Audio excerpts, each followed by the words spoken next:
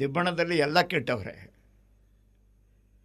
ಎಲ್ಲೋ ಒಂದು ಕಡೆ ನನಗೆ ಮಂಥನ ನಿಂತದ್ದು ನನಗೆ ಬದುಕಿನ ಬಗ್ಗೆ ಆ ಭಾವ ಕೊಡ್ತೋ ಏನೋ. May be I was angry with the world that did not allow me to proceed with ಮಂಥನ ಫಾರ್ ಎ ಲಾಂಗರ್ ಪೀರಿಯಡ್ ಅನ್ನೋ ರೋಷ ಇತ್ತು ಅಂತ ಕಾಣುತ್ತೆ. ಹಾಗಾಗಿ ಎಲ್ಲವೂ ಆ ಥರದ ಪಾತ್ರಗಳೇ. ಅಂದರೆ ತಲೆಯಲ್ಲಿ ಬರೋದೆಲ್ಲ ಬರೀ ವಿಷವೇ, ಎಲ್ಲವೂ ವಿಷವನ್ನೇ ಕಕ್ತಾ ಇದೆ ಅದರಲ್ಲಿ ಅಂತ. ಅನಾವರಣ ಬಂದಾಗ ಕಾಡಿದ್ದು ಮಕ್ಕಳು ಸಿಟಿಗಳಿಗೂ ಬಂದರು, ಪೇರೆಂಟ್ಸು ಊರುಗಳಲ್ಲಿ ಉಳ್ಕೊಂಡ್ರು. ಅದನ್ನು ಅವರು ಬಿಡಲಾರು, ಇವರಲ್ಲಿಗೆ ಹೋಗಲಾರರು.